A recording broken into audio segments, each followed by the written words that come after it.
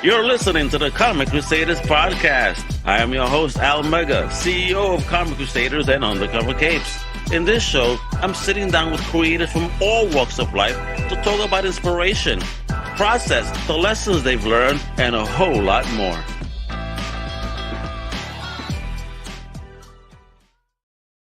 Well, power to me, this is your boy Al Mugger, and welcome to a brand new Comic Crusaders podcast. Yes, I was supposed to take July off, but there's just a few people that when they ask me, like, yo, you have some time, it's just, I can't say no to.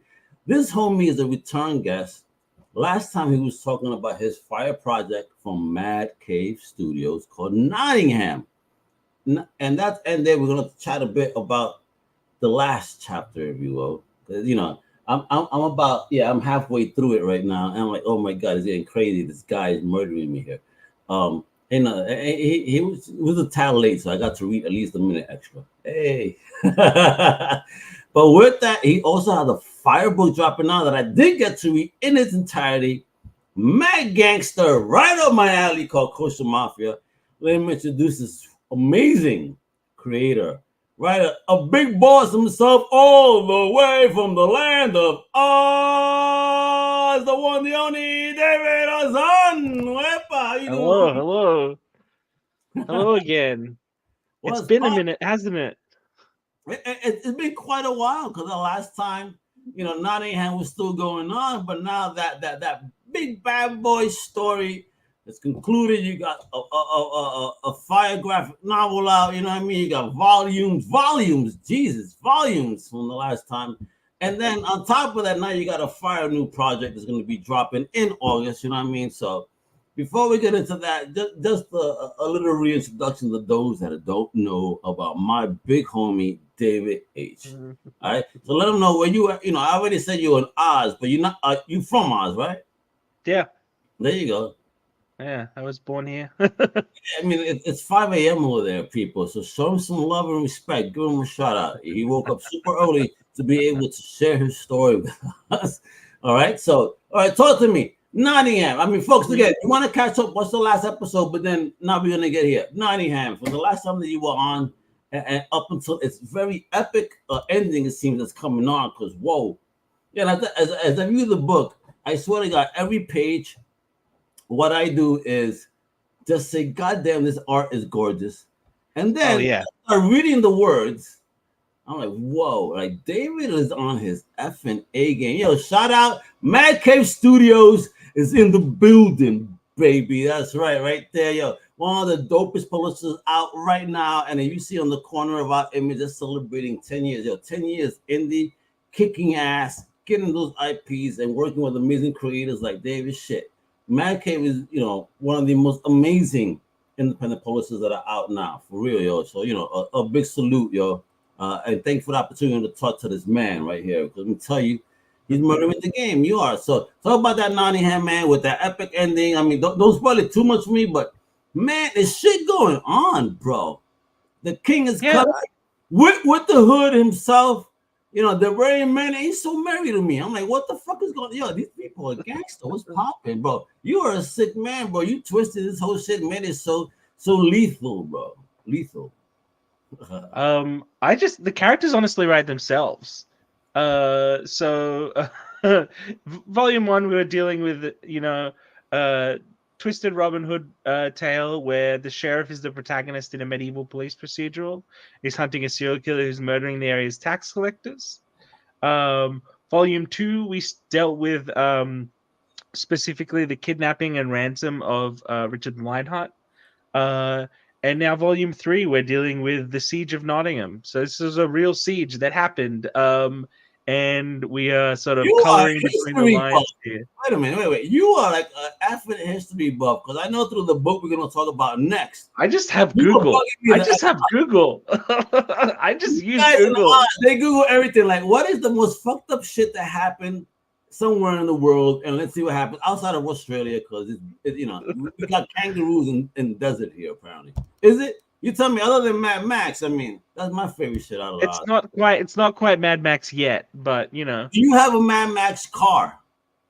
No, I don't drive. Oh, damn, bro. So your first car better look like a Mad Max vehicle. I want to see David H. Spray painted on the side, all grimy and shit. You driving some motherfucking fucked up looking Challenger from back in the day with guns on it. Come on, bro. How many guns does it have to have? Because we have got gun control here, so I don't know. Well, I think you get one rifle so long as you get that hunter's license right in the middle. I understand. My man Dodgy, big salute. He told me only hunters could get some shit, and of course the 5-0. But all right. So, but my man, what is this whole thing? But you like really flipped the whole Nottingham, Robin Hood, everything on its head in a way that I've never seen before or read before. I just want to engage people. I think that people tend to get tired of the same, and so there's only so much of the same that you can do without flipping it on its head before they get tired.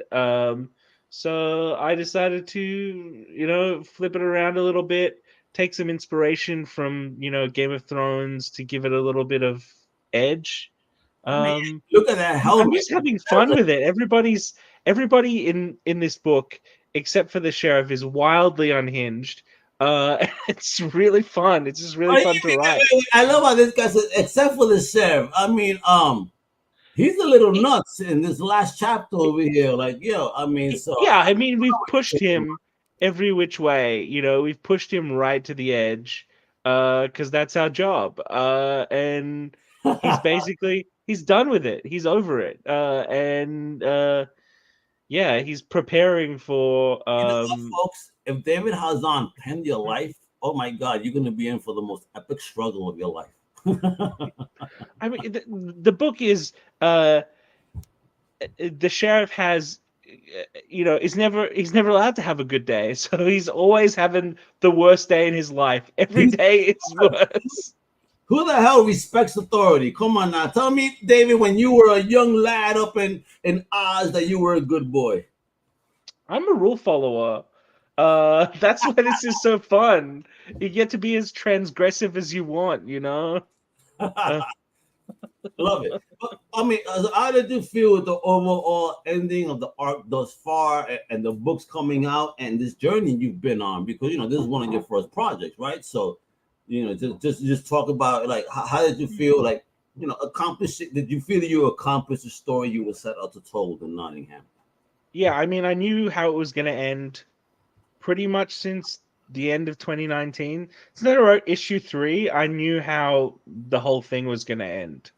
And I'm pretty grateful for to Mad Cave for being able to, back me throughout this whole journey of, of almost 5 years. Wow, 5 years better already. Check you out. Oh shit, 5 years in. You know what? That's like time for reboot. No wonder you're doing what you're doing. I see.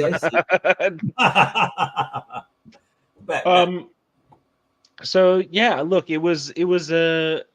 it's daunting, certainly. Like the issue 15 was certainly the most difficult issue to write of the whole series. Why? Endings are hard, man. Endings are hard to write. It's got to be. May I ask you though, is it an emotional hard, or you just having trouble as a creator trying to end it on an epic way, or is it a combination of both? Yeah, I mean, it was less trouble trying to end it in an epic way. I always knew the ending was going to be epic, but I think there's a pressure to like pay off the sort of emotional debts that you've been accruing in the last 14 issues, right? Okay. And you don't want anybody to be leaving disappointed. So it's a big deal. It's a lot of pressure. But I think we've paid it off in a way that's like epic and emotional and intimate all at the same time. Yeah, people are gonna have some opinions. Oh man, well, I can't wait because I'm at page 49 of 138 of the volume 3. So, David, I'll tell you right now, please forgive me if I have any words for you. Money plan. Money plan. Never, man. You man, kiddo shit. Feel free to send me messages once you're done.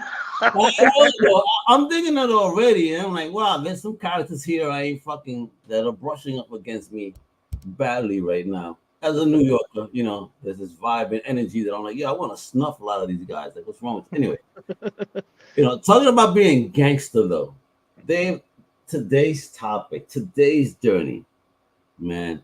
I mean, you finished Nottingham, and then once again, you're bringing something dope to Mad Cave in what is called the Kosher Mafia. Where look at that. All right. And folks, hope you appreciate the main image. I made him know that to do this. It's terrifying. So, all right. So how do you transition from a story like Nottingham based in its era, and now you moving forward to like some mafia era? Like how do you transition as a writer from one era to another and do something so different? I mean, it's all historical fiction, so like I'm sitting, sort of pretty squarely in my wheelhouse. It's just people have guns. Like that's the thing. Instead of bows and arrows, people have guns. And the characters are vastly different people. But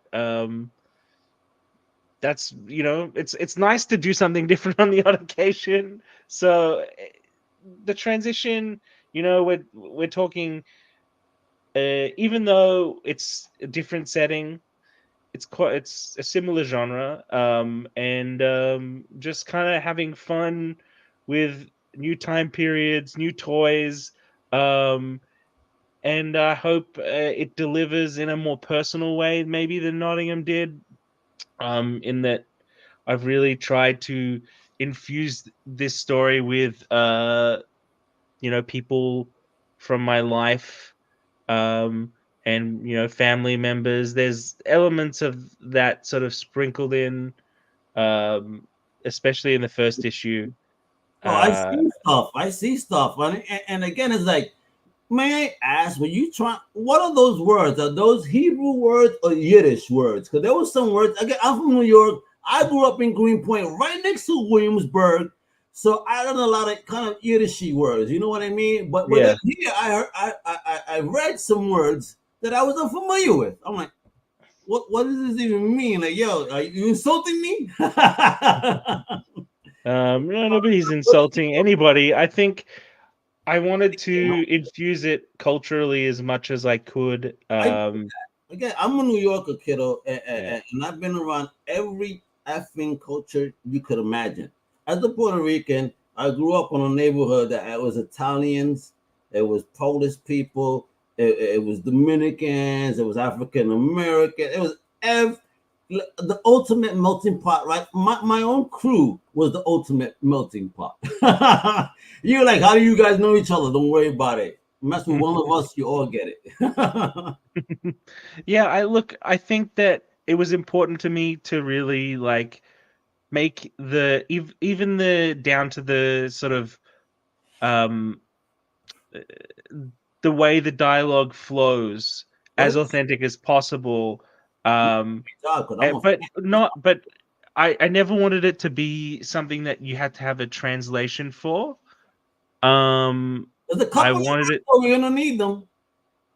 I'll tell you right now. There's a couple. Everybody can cope with context clues, like. And the whole thing I got mad about was that I couldn't copy paste, especially the last words, because I wanted to make sure that the translation was right, because it was wrote in Hebrew. I'm like, oh my god, I want to see the translation. I got you on the translation. You don't trust me?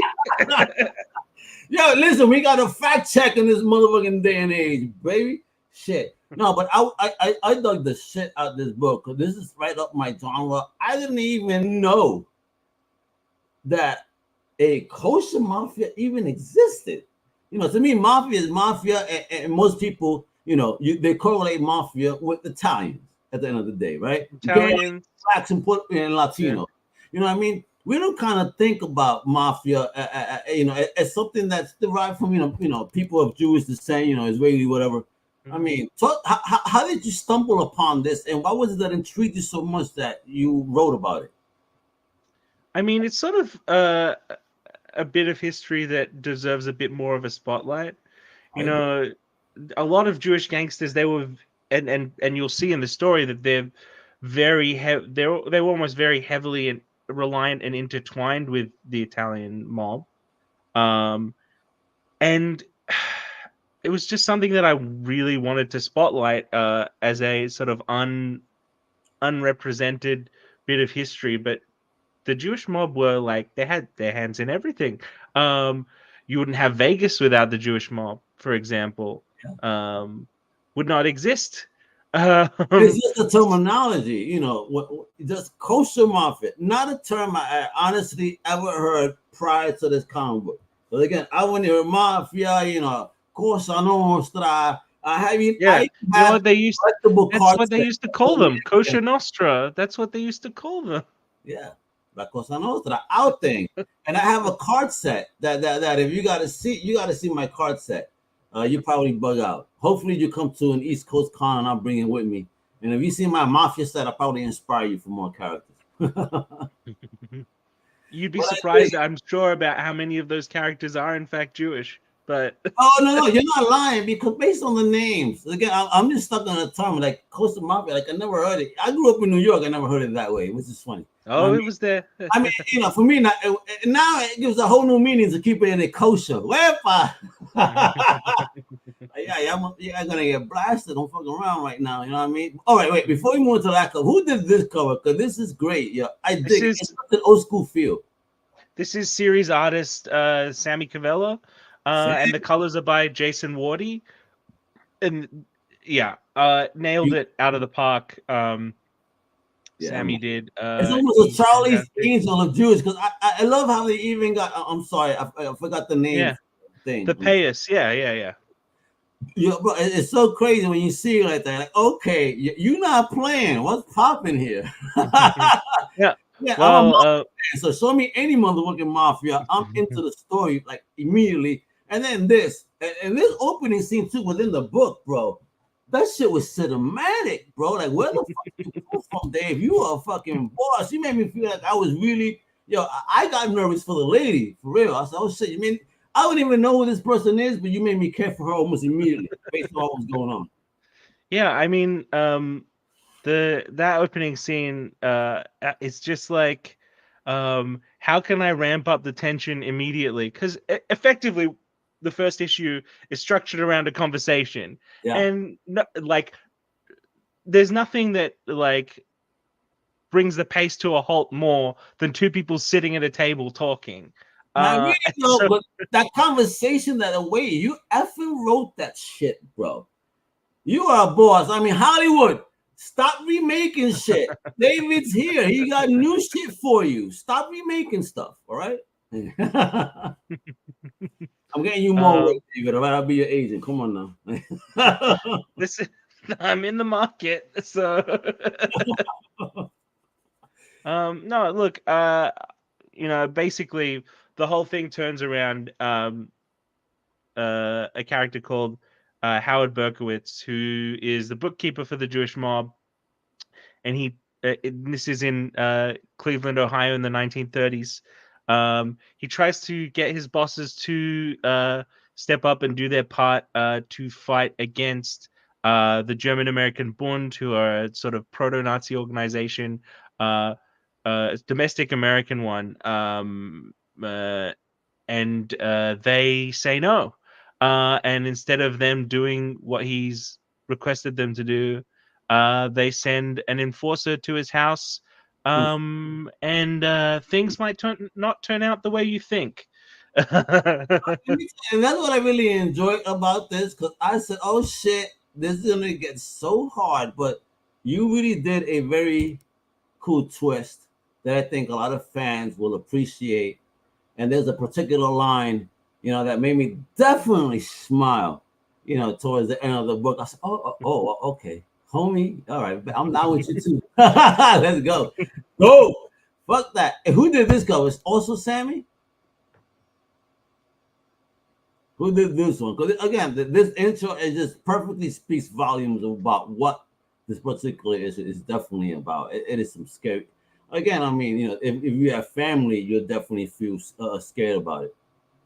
You know what I mean? And unfortunately, David Sam uh just skipped out, so he's gonna go ahead and just reconnect while we do this. Again, this is the pleasures of going live, folks. You know what I mean? Things happen, but again, you definitely gotta peep this if you are a mafia story fan. This joint is fire on that level. If you like those, human pace, slow pace, burners. You want those burners, a slow burner. If you like to read those, and again, there's plenty to read. This is not a quick read either. I'm not saying also it's heavy on verbiage, but based on the price you pay for a comic book, you're definitely getting your readings a time worth. Something you can take your time with. Beautiful book, man, for real. All right, Dave, we back. Can I hear you, Dave? Me. I think I've still lost audio. Okay. I hear you though. I hear you. Okay. I think it's just him. He believes he lost audio when he didn't.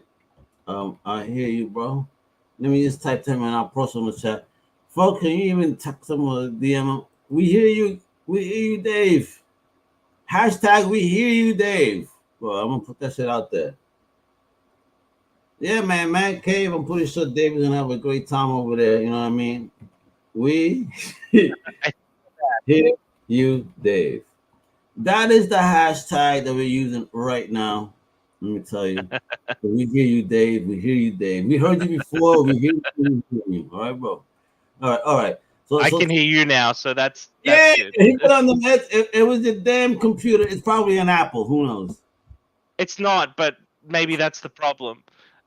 Oh, not even. Let me tell you. All right. Anyway, bet. So I was asking you who created this cover. Is this also Sammy? This is Sean Martinborough.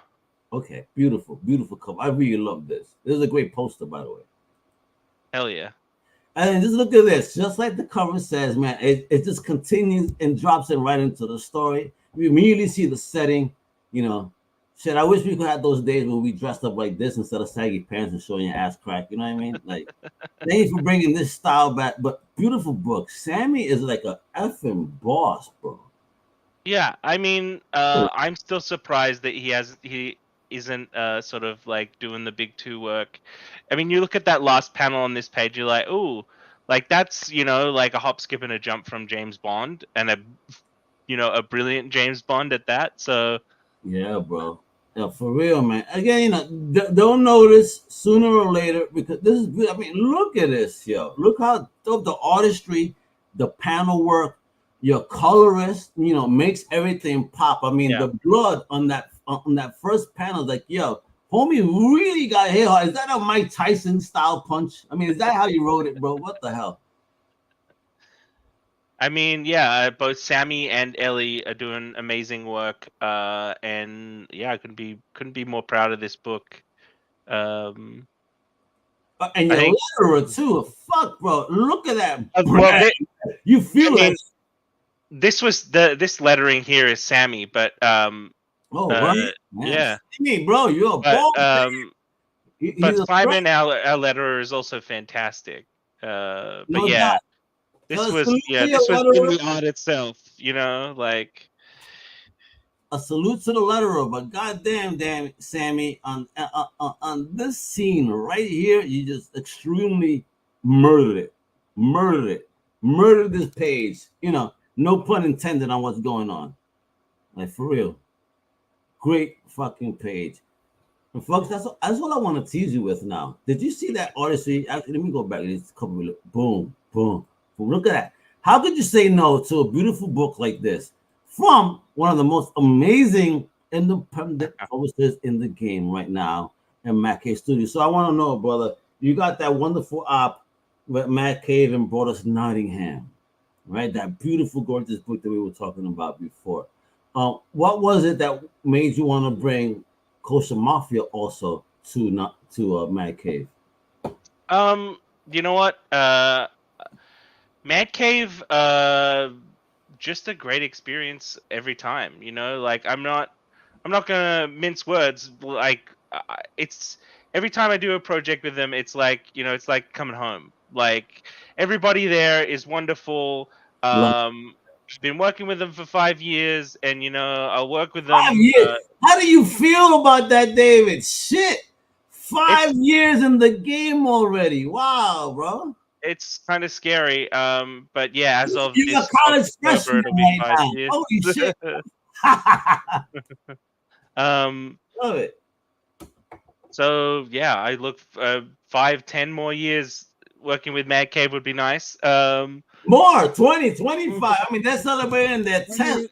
And if you've been with them 5, you've been with them for over half their existence. Yeah. So Look, I mean, like the Hazan Mad Cave Alliance, I'm willing to ride it out as long as it lasts. The Hazan Mad Cave Alliance. Oh my God, folks! If you just don't know, all you gotta do is visit one website as well. Because I know I've been showing you David's stuff. You can follow David's website at davidhazan.com, right? You can follow David on Instagram and X. The last time it was on here, it was still called Twitter. And you know what? And Elon is asking, should I name it back to Twitter? I think that we all agree that he should. Because for me to say I X'd you sounds like I killed you, and it sounds like I'm declaring that I possibly murdered somebody. It's not a good sound. All right, bro. No. So Elon, put it back to Twitter. When I could say that I twatted somebody, twittered somebody. But dope comic books over at madcavestudios.com. This is where you gotta go for some dope independent comic books right now. And again, even dope IPs. I mean, they recently got Dick Tracy, Flash Gordon. I mean, fucking iconic IPs, yo. And they're murdering it with that too. I mean, Mad Cave is, feel that madness, baby. Woo! Now, Dave, it's con season. Are you gonna be at Sandy? Where you gonna be at? I mean, because I know I'm gonna be at. Matt Cave is saying we're dying to see you at Sandy, so you are flying out. I'm flying out. I'll be at San Diego Comic Con. I'll be at FlameCon in New York over the next couple of months. So hit me up. No New York Comic Con. No New York Comic Con this year. I did it last year and the year before, so I'm switching it up a little bit. Just a tad, just a wee bit. But hopefully you can come back next year so I can see your ass and we could maybe either smoke a blunt or have a drink. If we do New York, then we just breathe the nasty New York air, outside for a moment. Absolutely. All right, but you are the big homie, folks. Again, please follow this amazing writer, this amazing creator, because he is a boss. He's been in the game 5 years. He's developing wonderful product with amazing team members. And I mean, homie, before we go, like you're 5 years in now. And we spoke a wee bit, a while back. So, like, right now, based on the journey, like, what type of advice would you give? Now that you, in the college freshman years. Have fun with it. Like it's always if you're not having fun, your readers aren't having fun, and so just have fun with it. Like think less about anything other than writing the comics you want to read. That's it. Love that. Write the comics that you want to read, and if other people don't like it, it's okay. And you motherfuckers just shut up. Just bypass it. If you don't like it, it's okay. Others do. Don't shit on them. Don't shit on an amazing team members that create these type of products. Because can you do it? Possibly not. You know what I mean? So it's like, shut up, get her done, spend your money where you need to spend it, and support amazing independent creators like David. But I really can't wait to see what you do. Like, do you have anything else that you could tease me about? Anything that you could tease us about? I have a 10-page short coming in, Hello Darkness from Boom Studios. Boom! So, and now Random House Boom, you mean? Listen, whoever's writing the checks, I will do it. Like, I just want to make sure. So even with this new merger, your project has not been affected, right? No. Beautiful. Not as far as I know. Yeah, well, hey, listen, Random House, like, I know you took over. Like, do not. You better. You see what he's doing? Like, this is the art's done, the colors are done. I don't think they're gonna not put it out. They spent the money already, I bet. So I can't wait. Woo! More stuff from the big Dave H in the building, all the way from Oz. if you're in San Diego, make sure to visit his booth. So you're going to be at the Mad Cave booth? I'll be at the Mad Cave booth on the Thursday from 4:30 to 5 p.m., I believe, signing Nottingham. So awesome. Hit me up, and I'll scribble on your books. Any panels that you're going to be a part of at SDCC? Not this year. So I'm just there hanging out. You'll probably see me in the audience at several of them. Just there to have a good time. And you can catch me at a certain publisher's 10-year anniversary party if you're on the invite list. I was going, man, so we could party hard. I would have told all of you motherfuckers to party in Cali. I'm gonna bring Brooklyn to the house wherever I go, baby. Oh, anyway, with that, David, thank you very much. You rock. I appreciate your time, your work. Thank you. I'm happy to see you 5 years in, and you're still like doing some wild shit. This Kosher Mafia, folks, y'all need to get it. Yo, Israel, a big shout out to you. What's popping? Thank you for joining. But for real, I mean, folks, if you don't know about David, please check out Nottingham from Mad Cave, right? And then this book is dropping in August called Kosher Mafia that I've been showing you. Do I need to show you the cover one more time? Or do I need to disturb you with variant right there, right? The other variant, I'm only playing, but this is the book you need to look out for at your LCS. Make sure to sign up. Mad Cave Studios. You got 2 covers to choose from, but if I were you, I would get both. All right. So the love. Thank you guys, my Crusaders. Love you guys. Thank you for the support and the love. Thank you for supporting people like David. Thank you for supporting Comic Crusaders. Thank you for supporting me. You know what it is. Hasta la próxima, mi gente. Huepa! Thank you for listening to the Comic Crusaders podcast. If you like the content, please subscribe and turn on notifications. Also, please visit comiccrusaders.shop and our extended podcast family over at undercovercapes.com. And also, make sure to download the Comic Crusaders app on the Google Play Store today.